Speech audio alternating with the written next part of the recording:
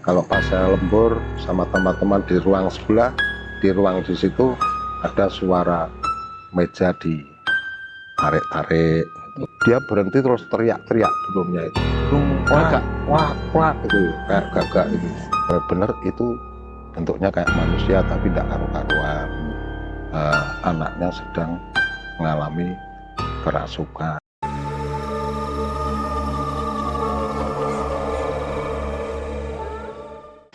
Assalamualaikum warahmatullahi wabarakatuh. Selamat malam sahabat Cemani. Kembali lagi di obrolan Cemanis, Cemani Misteri.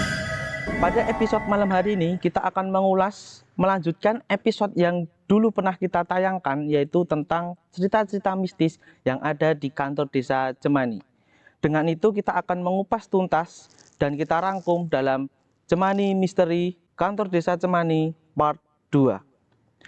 Untuk mengulas hal itu, kami sudah mendatangkan narasumber. Beliau ini adalah salah satu tokoh masyarakat dan kebetulan beliau pernah menjadi kepala desa Cemani. Di samping saya sudah ada beliau. Selamat malam, Bapak. Selamat malam. Assalamualaikum warahmatullahi wabarakatuh. Waalaikumsalam. Saya Hadi Indrianto, pernah menjabat sebagai kepala desa Cemani. Malam hari ini sekitar jam 1:30 kalau tidak salah ya. Saya diundang untuk datang di Balai Desa Cemani ini untuk menceritakan suatu pengalaman mistis itu katanya yang ada di Desa Cemani gitu ya. Iya, Pak. Ya, kira-kira itu perkenalan saya Oke. gimana?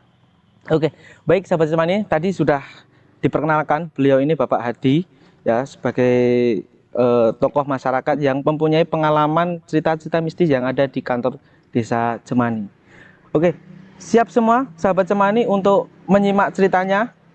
Langsung kita mulai.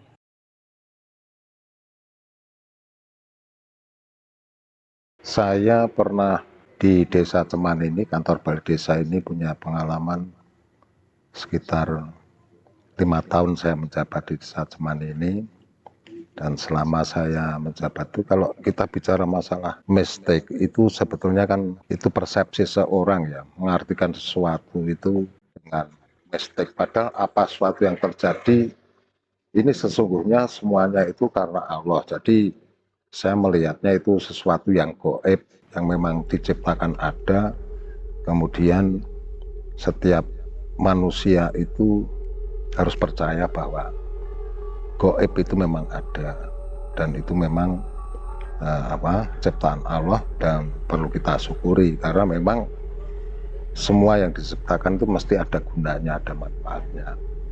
Berkaitan dengan masalah-masalah yang gaib, karena saya orang beragama, saya percaya bahwa gaib itu ada ya.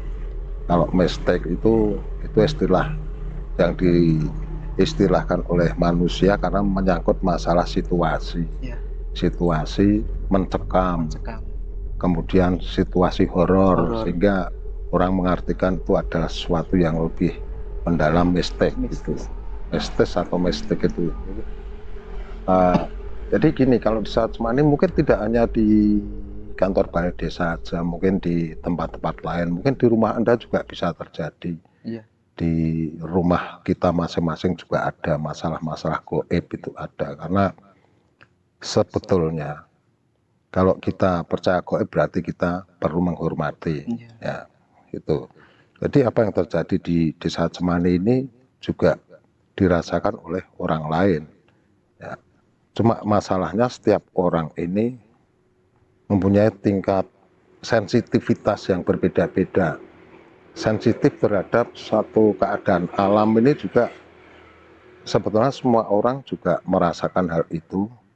Artinya punya saraf yang bergerak di bidang sensitivitas alam-alam gaib itu, tapi ada yang bisa merasakan, ada yang tidak. Di Desa Cemani ini banyak tempat yang ada titik-titik dihuni oleh makhluk-makhluk gaib gitu ya. Tapi yang saya pengalaman di sini tidak mengganggu, tetapi kadang ya dia mungkin ingin komunikasi dengan kita, caranya kita tidak tahu, dia juga tidak tahu caranya seperti apa. Akhirnya dia memberikan suatu tanda-tanda ya, dengan suara. Ya. Suara itu macam-macam di Desa Cemani. Di sini di ruangan kepala desa, kemudian di ruangan pelayanan, kemudian di ruang BPD, di ruang musola, di belakang balai desa, kemudian di tempat ini juga ada semua. Karena memang ini gedung udah lama dan sudah beberapa kali kepala desa kan yang berada di sini. Nah, setiap kepala desa itu juga mempunyai suatu mempunyai suatu kepercayaan sendiri terhadap hal-hal yang mistis tadi itu. Kalau orang yang percaya penuh terhadap hal yang mistis, kemudian dia cara berkomunikasinya dengan memberikan suatu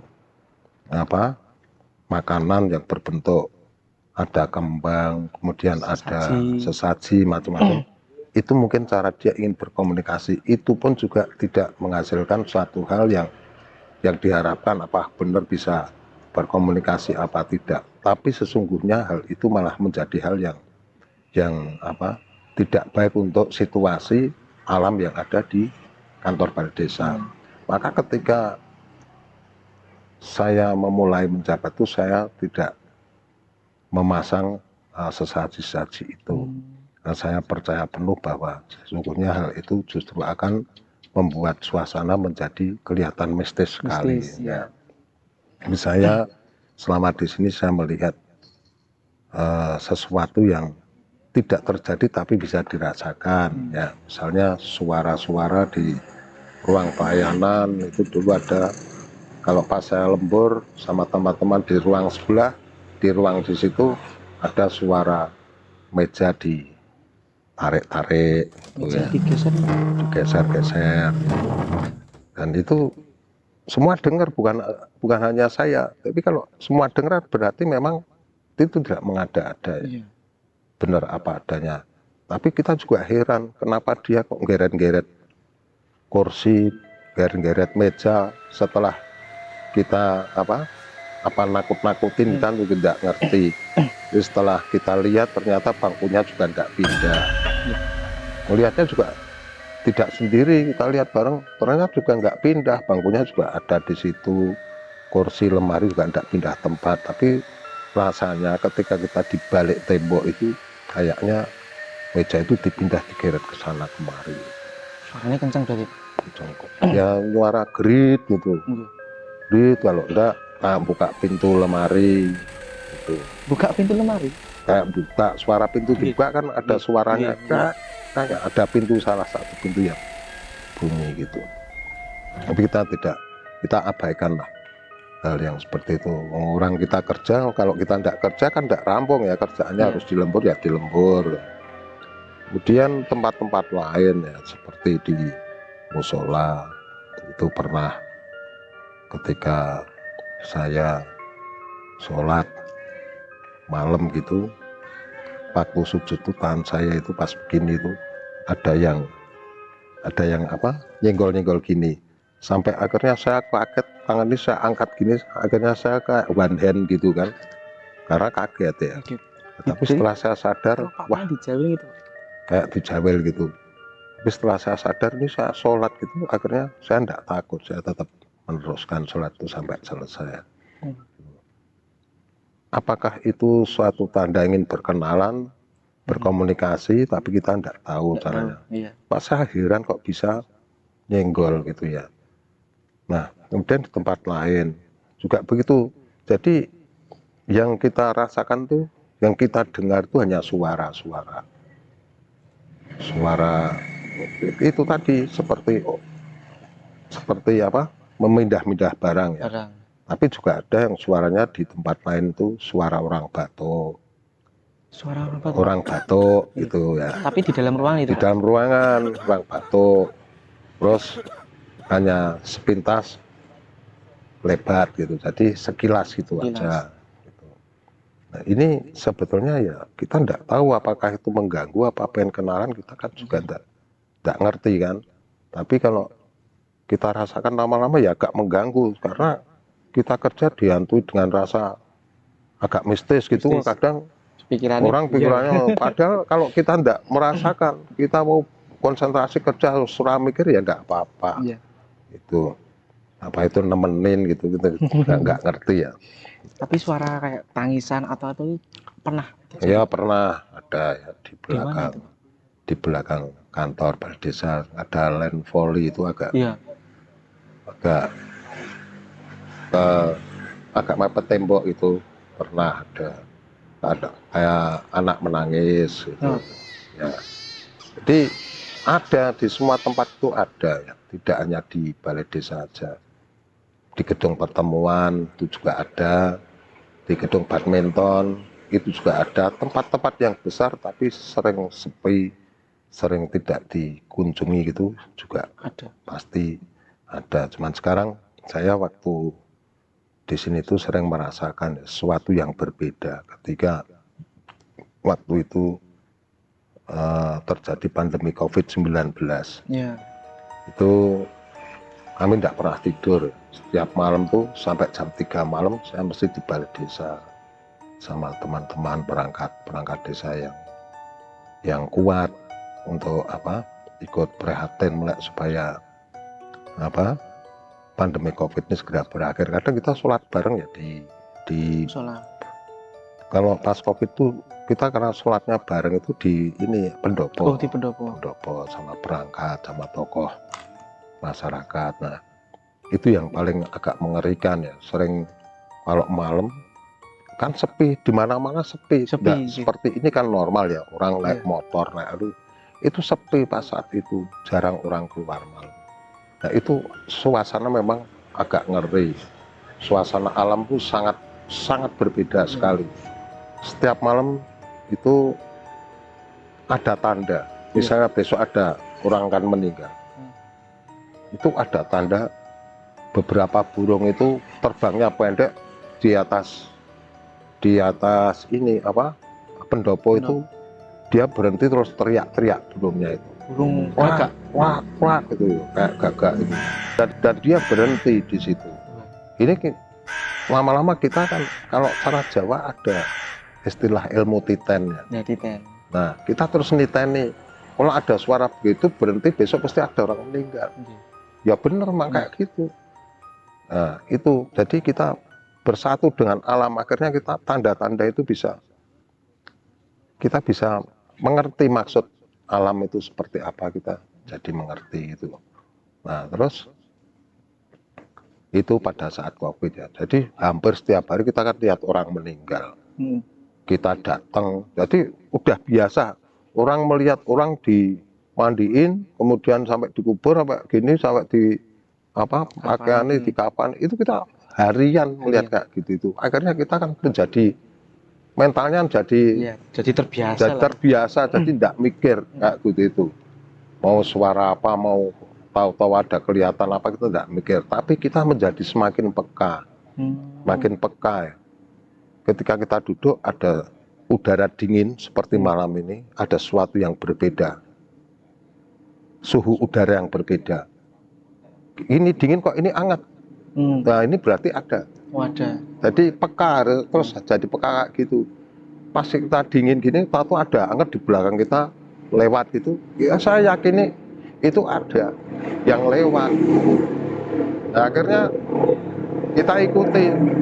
Yang hangat tadi kemana? Oh hangat itu berhenti di sana. Ya benar. Akhirnya saya pakai kamera gitu.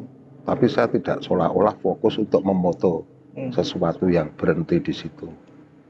Saya melihat ke arah lain, tapi kameranya ke arah objek yang dia berhenti. Saya foto. Fotonya saya tunjukin sama kawan-kawan semua. Itu dia melihat semua.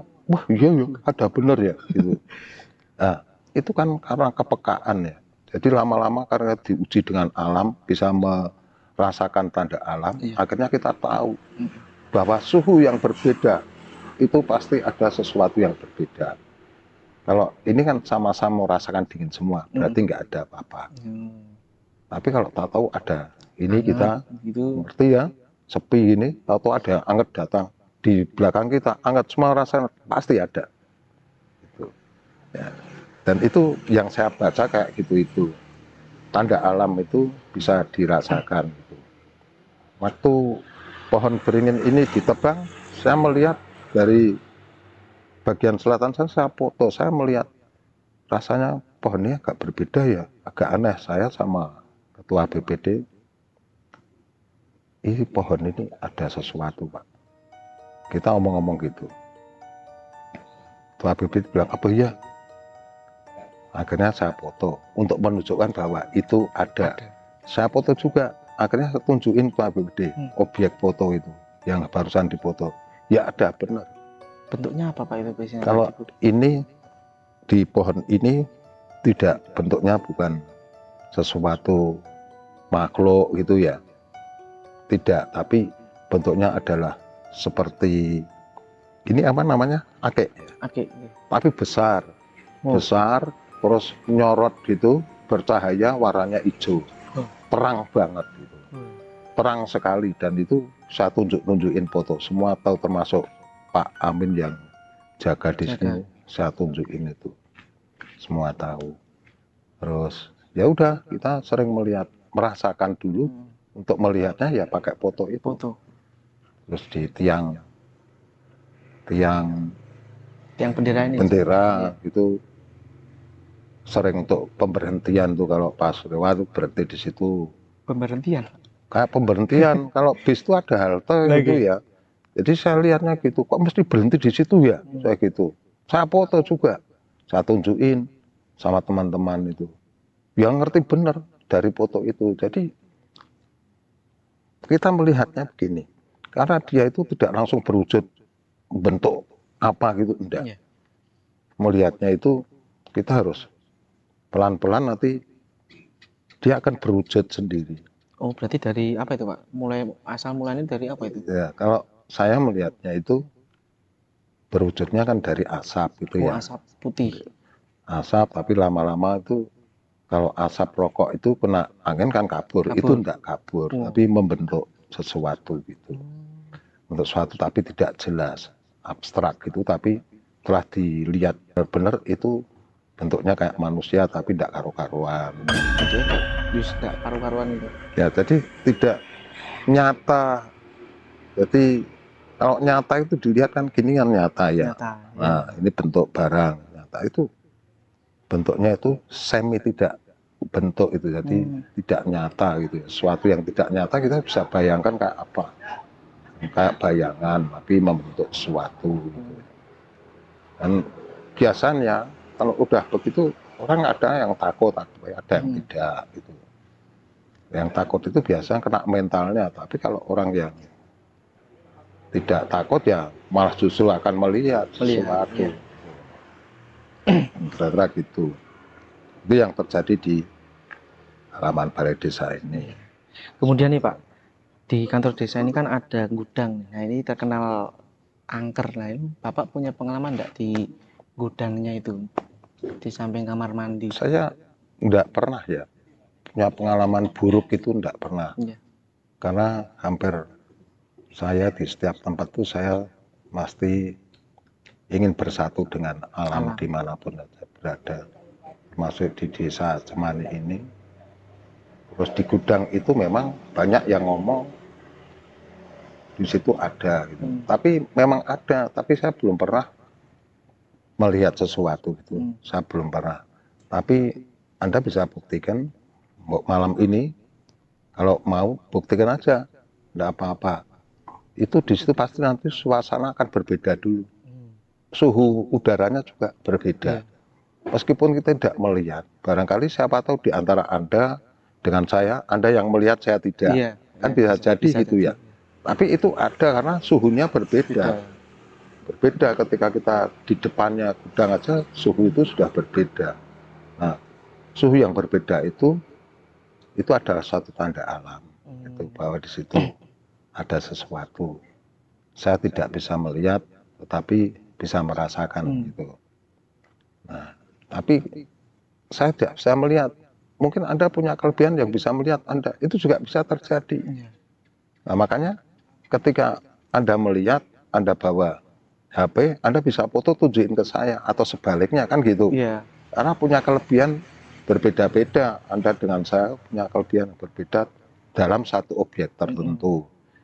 Nah, ini tapi kan orang lain mengatakan di situ ada, tapi saya tidak pernah melihat, tapi bisa merasakan suhunya berbeda gitu. Biasanya seperti itu. Iya. Kemudian di samping kita kan juga ada ruang BPD nih Pak. Ada pengalaman enggak Pak di ruang BPD? Saya cuman kalau di ruang BPD suara ya, orang batuk, Oh, suara. ya orang batuk, kemudian orang mandi. Kamar mandi Pak. Oh, yang di kamar mandi. Iya, kan ada kamar mandinya. Satu saat saya pas duduk sampai malam di situ, tahu ada orang mandi. Jadi kan pakai ember, kemudian ada ciduknya gitu ya. Tahu ada orang mandi. Biur gitu. Kita ya tertawa aja, udah. Oke, wong kuwi atus rangku banyu, ora enek bekase telas. Gitu. Dan itu enggak saya sendiri, beberapa orang yang di situ, misalnya 5 orang gitu ya, ada 2 orang mendengar. Lainnya masih guyon-guyon tuh baru di apa kasih tahu, dikabarin gitu, baru dia dengerin. Oh ya, baru gitu. Berarti yang benar sebenarnya banyak ya Pak ya, bisa mendengar. Jadi ya kadang orang 5 itu yang mendengar cuma 2, kadang 1, kadang 3 dengar semua. Nah, terus akhirnya oh ya, pada gitu. Nah, itu kan suara bisa didengerin, tapi kan wujudnya nggak bisa kita lihat. Iya, suara-suara. Ya, kadang seperti itu ya. Dan kita harus percaya bahwa itu gaib itu ada di mana-mana. Dan terjadi suasana yang mistik kayak gitu itu. Nah, kalau kita percaya betul, fokus benar, akhirnya terjadilah di situ situasi tempat yang jadi angker gitu. Karena kita memfokuskan, jadi mempercayai itu. Akhirnya mental kita yang kena itu. Nah, itu yang harus diwaspadai oleh setiap orang ya. Tapi saya yakin orang-orang yang beriman itu pasti ya percaya gaib, tapi dia tidak akan kena karena dia hanya keyakinannya hanya satu, bahwa semua itu kembali pada Allah. Iya, gitu. Seperti itu. Kemudian nih Pak, punya pengalaman dimintain tolong oleh masyarakat enggak Pak? Yang berkaitan tentang mungkin ada yang kerasukan ataupun bagaimana? Ya, saya gini ya, waktu itu pas saya sama kawan-kawan saya, tokoh masyarakat itu di wedangan gitu ya. Di tempat wedangan itu suatu saat saya biasa berteman dengan salah satu teman saya itu seorang yang suka nyembuhin orang gitu loh. Iya. Nah, suatu saat teman saya itu tidak ada. Teman saya tidak ikut wedangan di situ. Hanya saya sama berempat kawan-kawan saya. Masih hidup semua teman saya. Nah, terus ada orang datang, orangnya terburu-buru gitu. Pakai sepeda motor, ibu-ibu pakai daster boncengan gitu. Dia sangat buru-buru sekali sampai turun dari sepeda motor itu, dasternya kecantol plat nomor itu. Plat nomor sepeda motornya. Akhirnya saya tanya, ada apa Bu? Dia menjawab kepada saya dan kawan-kawan itu kalau anaknya sedang mengalami kerasukan. Gitu. Kerasukan itu artinya dia ngomel-ngomel sendiri. Jadi gerakannya itu tak terkendali gitu ya. Terkendali, berontak-berontak, kemudian ngomong jelek-jelek gitu. Posisinya jam berapa itu Pak? Itu waktu itu jam 1 malam kalau nggak salah. Ya. Setengah 1 malam ya, setengah 1 malam. Wong itu wedangan itu sampai malam ya wedangannya itu. Terus karena kawan saya tidak ada, ibu itu cerita. Saya tanya dulu, berapa enggak ada yang nyembuhin tempatnya ibu sana? Harus nyari-nyari teman saya itu. Itu teman saya itu kebetulan juga ahli agama. Lalu ibu itu bilang, sampun kula padoske Pak. Tiyang kathah teng griya kula. Nggih wonten sing macake ini itu ada yang membacakan surah Yasin. Yang membacakan surah Yasin itu belum mulai, malah yang kesurupan sudah mulai baca surat Yasin. Kan ya agak heran itu. Gimana Jadi gitu? orang yang berkumpul di situ itu jadi ya kaget itu. Padahal anak itu tidak pernah ikut apa, ikut belajar Al-Quran atau TPA itu nggak pernah. Tapi kok tahu bisa bicara, ya, bisa membaca surat Yasin Yasin. gitu. Akhirnya kan belum bisa sembuh itu. Akhirnya dia cari teman saya tadi yang saya ceritakan. Nah terus karena teman saya itu tidak ada, lalu tiba-tiba ibu itu minta tolong kepada saya. Padahal saya tidak tahu, saya ini bisa nyembuhin orang apa tidak, ya tidak ngerti. Tahu-tahu ada orang mendadak minta menyembuhkan anaknya. Saya menolak waktu itu. Tapi ibu itu tahu-tahu tetap minta tolong kepada saya. Lah teman saya pada bingung semua. Tanya ke saya, loh kok tahu-tahu minta tolong sama kamu Pak? Bilang gitu. Aku juga ngerti. Saya gitu. Tahu-tahu dia datang ke sini dan tidak kenal gitu. Dari desa sebelah. Ya. Terus akhirnya ya sudah, karena sudah terlanjur sampai sini dan minta tolong, akhirnya sebisa saya. Dan saya tidak pernah nyembuhin orang loh. Yang penting ditekankan bahwa saya belum pernah nyembuhin orang sakit, apalagi orang kesurupan. Terus saya meyakini ibu ini kok maksa minta tolong ke saya, mungkin Allah membimbing ibu ini supaya minta tolong ke saya. Keyakinan saya seperti itu. Sebisa saya, akhirnya saya ambilkan air putih, minta tolong di bakul wedang itu, ambilkan air putih, taruh di gelas, kemudian saya bawa keluar gini, jadi air putih itu kena udara lah, langsung gini. Tidak di dalam rumah, kalau dalam rumah kan terhalang atap gitu ya. Saya berprinsip semua yang dari Allah, alamiah, kembali ke alam.